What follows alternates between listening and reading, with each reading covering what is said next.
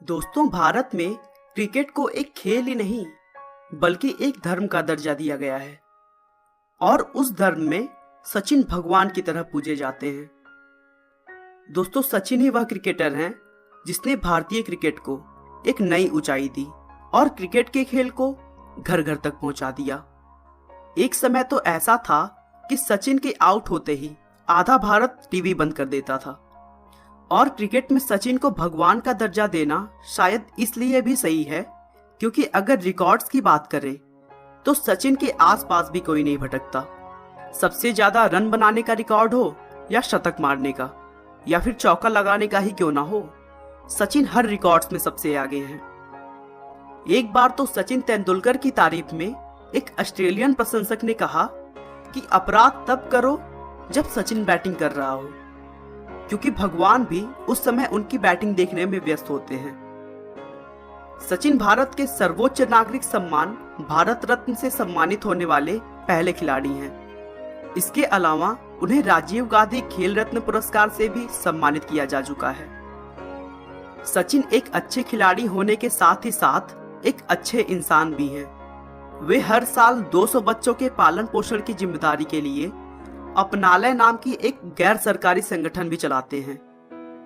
दोस्तों, आइए बिना आपका समय खराब किए हम सचिन तेंदुलकर के बचपन से लेकर क्रिकेट में उनकी अद्भुत सफलता तक के सफर को शुरू से जानते हैं। सचिन रमेश तेंदुलकर का जन्म 24 अप्रैल 1973 को राजापुर के एक मिडिल क्लास मराठी फैमिली में हुआ था। उनके पिता का नाम रमेश तेंदुलकर था, जो एक लेखक और प्रोफेसर थे, और उनकी मां का नाम रजनी तेंदुलकर था, जो एक इंश्योरेंस कंपनी में काम करती थी। यह बहुत कम लोग जानते होंगे कि सचिन तेंदुलकर अपने पिता रमेश तेंदुलकर की दूसरी पत्नी के पुत्र हैं। रमेश तेंदुलकर की पहली पत्नी से 3 संतानें हुई, अजीत, नितिन और सविता, जो कि तीनों सचिन से बड़े हैं। सचिन तेंदुलकर का नाम उनके पिता रमेश तेंदुलकर ने अपने प्रिय संगीतकार सचिन देव बर्मन के नाम पर रखा था।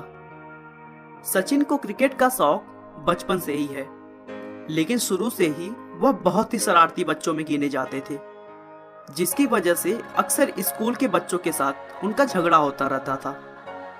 सचिन की शरारतों को कम करने के लिए उनके बड़े भाई अजीत ने उन्हें 1984 में क्रिकेट एकेडमी ज्वाइन कराने का सोचा और रमाकांत आचरेकर के पास लेकर गए।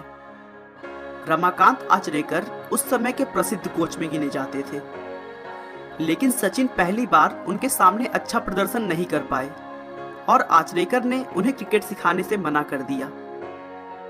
लेकिन बड़े भाई अजीत के रिक्वेस्ट पर आचरेकर ने फिर से एक बार सचिन का मैच देखा, लेकिन इस बार वे सचिन को एक पेड़ के पीछे से छुपकर देख रहे थे और तब सचिन ने बहुत अच्छा मैच खेला था, जिससे उन्हें पता चल गया कि सचिन केवल हमारे सामने खेलने में असहज महसूस कर रहे हैं। और फिर उन्होंने सचिन को अपने एकेडमी में ले लिया और क्रिकेट सिखाना शुरू कर दिया। आगे चलकर आचरेकर को सचिन के बैट पकड़ने के तरीके से प्रॉब्लम थी, क्योंकि सचिन बैट को बहुत नीचे से पकड़ते थे और आचरेकर के हिसाब से इस तरह से बैट पकड़ने पर अच्छे शॉट्स नहीं लगाए जा सकते थे। इसीलिए उन्होंने सचिन को बैट को थोड़ा ऊपर पकड़कर खेलने का सलाह दिया, लेकिन इस बदलाव से सचिन कंफर्टेबल नहीं फील कर रहे थे और इसीलिए उन्होंने आचरेकर से रिक्वेस्ट किया कि उन्हें नीचे बैट पकड़कर ही खेलने दें। दरअसल बचपन में सचिन अपने बड़े भाई के बैट से खेलते थे और उनके छोटे छोटे हाथों से बड़ी बैट को पकड़ने में बहुत दिक्कत होती थी और वह उस बैट को संभालने के लिए बहुत नीचे से पकड़ते थे। वहीं से उन्हें बैट को नीचे पकड़ने की आदत हो गई। आचरेकर तेंदुलकर की प्रतिभा से बहुत ही प्रभावित थे और इसीलिए उन्होंने सचिन को श्रद्धा आश्रम विद्या मंदिर में पढ़ाई के लिए शिफ्ट होने के लिए कहा, क्योंकि वहां पर क्रिकेट की बहुत अच्छी टीम थी और उन्होंने देखा था कि सचिन को अगर एक अच्छा माहौल मिले तो वो कुछ भी कर सकते हैं।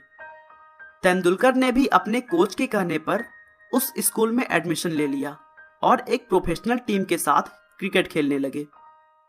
वह वहां पढ़ाई के साथ साथ शिवाजी पार्क में रोज सुबह शाम आचरेकर की देखरेख में प्रैक्टिस करते थे।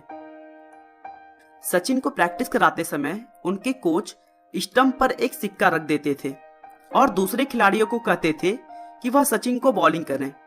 जो खिलाड़ी सचिन को आउट कर देगा, सिक्का उसका। अगर सचिन को कोई भी खिलाड़ी आउट न कर सका तो सिक्का सचिन का होता था। सचिन के पास आज भी उनमें से 13 सिक्के हैं, जिन्हें वह सबसे बड़ा इनाम मानते हैं। सचिन के मेहनत और प्रैक्टिस के दम पर उनका खेल बहुत ही जल्दी निखर गया और वह लोगों के लिए चर्चा का विषय बन गए। उन्होंने अपनी स्कूल टीम की तरफ से मैच खेलने के साथ ही साथ बंबई के प्रमुख क्लबों से भी खेलना शुरू कर दिया। शुरू में सचिन को बॉलिंग का बहुत शौक था, जिसकी वजह से 1887 में वे 14 साल की उम्र में बॉलिंग सीखने के लिए मद्रास के MRF पेस फाउंडेशन गए, जहां ऑस्ट्रेलिया के तेज गेंदबाज डेनिस लिली ट्रेनिंग देते थे। लेकिन उन्होंने सचिन को बैटिंग सीखने का सुझाव दिया, क्योंकि वह बैटिंग में अच्छा परफॉर्मेंस कर रहे थे। और फिर सचिन ने भी उनकी बात मान ली और फिर अपने बैटिंग की तरफ ज्यादा ध्यान देने लगे। दोस्तों, बता दूं कि लिली ने जिन खिलाड़ियों को तेज गेंदबाज बनने से मना किया, उसमें सौरव गांगुली भी शामिल थे। कुछ महीनों के बाद बेस्ट जूनियर क्रिकेट अवार्ड मिलने वाला था, जिसमें 14 साल के सचिन की बड़ी दावेदारी मानी जा रही थी। लेकिन उन्हें वह इनाम नहीं मिला, जिससे वह बहुत दुखी हुए। और तभी उनका मनोबल बढ़ाने के लिए पूर्व भारतीय बल्लेबाज सुनील गावस्कर ने उन्हें अपने पैड की एक जोड़ी दे दी। तेंदुलकर ने लगभग 20 साल बाद 34 टेस्ट शतक की गावस्कर के विश्व रिकॉर्ड को पीछे छोड़ने के बाद इस बात का जिक्र किया था। उन्होंने कहा कि यह मेरे लिए उस समय प्रोत्साहन का सबसे बड़ा स्रोत था। 14 नवंबर 1987 को तेंदुलकर को रणजी ट्रॉफी के लिए भारत के घरेलू फर्स्ट क्लास क्रिकेट टूर्नामेंट में मुंबई की तरफ से खेलने के लिए सिलेक्ट किया गया, लेकिन वह अंतिम 11 में किसी भी मैच में नहीं चुने गए। उनका इस्तेमाल उस पूरी सीरीज में केवल रिप्लेसमेंट फील्डर के लिए किया गया था। एक साल बाद 11 दिसंबर 1988 को सिर्फ 15 साल और 232 दिन की उम्र में तेंदुलकर ने अपने कैरियर की शुरुआत मुंबई की तरफ से खेलते हुए गुजरात के खिलाफ की, जिस मैच में उन्होंने नाबाद शतक बनाया और फर्स्ट क्लास क्रिकेट में अपने पहले ही मैच में शतक बनाने वाले सबसे युवा खिलाड़ी बन गए। और फिर 1988-89 के सेशन में वे पूरे सीरीज में मुंबई की तरफ से सबसे ज्यादा रन बनाने वाले खिलाड़ी बने। उसके बाद भी उनकी शानदार परफॉर्मेंस जारी रही और उन्होंने दिल्ली के खिलाफ ईरानी ट्रॉफी में भी नाबाद शतक बनाया। उस समय वे शेष भारत के लिए खेल रहे थे।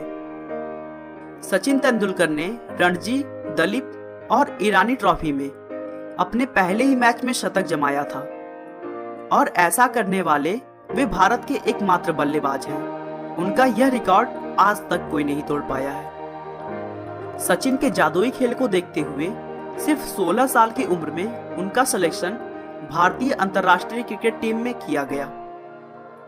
अंतर्राष्ट्रीय क्रिकेट में उनके सिलेक्शन का श्रेय राज सिंह डूंगरपुर को दिया जाता है, जो कि उस समय के सिलेक्टर थे। तेंदुलकर नवंबर 1989 में सिर्फ 16 साल और 205 दिनों की उम्र में कराची में पाकिस्तान के खिलाफ अपने टेस्ट कैरियर की शुरुआत की। इससे पहले भी भारतीय चयन समिति ने वेस्टइंडीज के दौरे के लिए सचिन के सिलेक्शन की इच्छा जताई थी, लेकिन वह नहीं चाहते थे कि सचिन को इतनी जल्दी वेस्टइंडीज की तेज गेंदबाजों का सामना करना पड़े और इसीलिए उन्होंने सचिन को थोड़ा और समय दे दिया था। कराची में सचिन ने इंडिया क्रिकेट टीम की तरफ से पाकिस्तान के खिलाफ पहला मैच खेलते हुए 15 रन बनाए। इसी सीरीज के एक मैच में सचिन के नाक पर गेंद लग गई थी, जिसकी वजह से उनके नाक से खून आ गया, लेकिन फिर भी वह रुके नहीं और पूरा मैच खेला। उस मैच में उन्होंने 54 रन बनाए थे। सचिन ने 1992-93 में अपना पहला घरेलू टेस्ट मैच इंग्लैंड के खिलाफ भारत में खेला, जो उनका टेस्ट कैरियर का 22वां टेस्ट मैच था। इसके बाद ऑस्ट्रेलिया और दक्षिण अफ्रीका के टेस्ट मुकाबलों में भी सचिन का प्रदर्शन बहुत ही जबरदस्त रहा और उन्होंने कई टेस्ट शतक भी जड़े। हालांकि सचिन को एक दिवसीय मैच में अपना पहला शतक लगाने के लिए 79 मैचों का इंतजार करना पड़ा था, लेकिन एक बार लय में आने के बाद सचिन ने कभी भी पीछे मुड़कर नहीं देखा और अपने जादुई बल्लेबाजी से क्रिकेट जगत के सभी रिकॉर्ड्स को तोड़ दिया। सचिन एकमात्र खिलाड़ी हैं जिनके खाते में अंतर्राष्ट्रीय क्रिकेट कैरियर में 100 शतक बनाने का विश्व रिकॉर्ड है।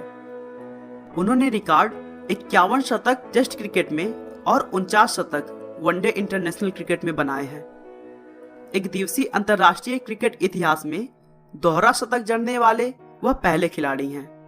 साथ ही साथ सचिन सबसे ज्यादा वनडे इंटरनेशनल क्रिकेट मैच खेलने वाले भी खिलाड़ी हैं। उन्होंने कुल 463 वनडे खेले हैं। सचिन को क्रिकेट में उनके अद्भुत योगदान के लिए उन्हें बहुत सारे पुरस्कारों से भी सम्मानित किया जा चुका है।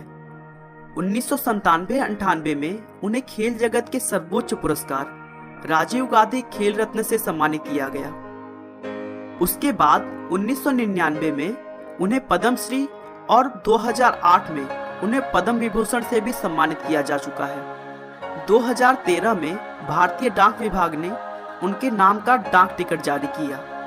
इस सम्मान से सम्मानित होने वाले वह एकमात्र क्रिकेटर हैं। 2014 में सचिन को भारत के सर्वोच्च नागरिक सम्मान भारत रत्न से भी सम्मानित किया गया। भारत रत्न से सम्मानित होने वाले वह पहले खिलाड़ी हैं।